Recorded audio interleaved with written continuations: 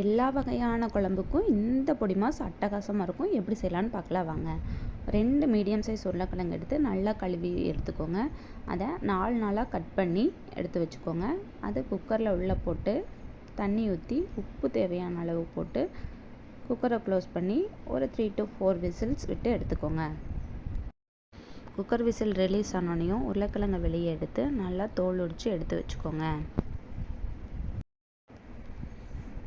Next அதை knife வச்சு சின்ன சின்னதாக கட் பண்ணி எடுத்து வச்சுக்கோங்க.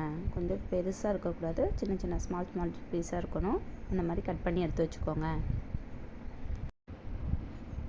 அடுப்பில் பேன் வச்சு 2 டேபிள் ஸ்பூன் எண்ணெய் ஊற்றி கடுகு போட்டு நல்லா பொரிஞ்சோன்னையும் கருவேப்பிலை கொஞ்சம் போட்டு அதுவும் நல்லா பொரியட்டும். மஞ்சத்தூள், காஷ்மீரி மிளகாய்த்தூள், கறி மசாலாத்தூள் 2 டேபிள் ஸ்பூன், பெருங்காயத்தூள் போட்டு நல்லா மிக்ஸ் பண்ணி விடுங்க.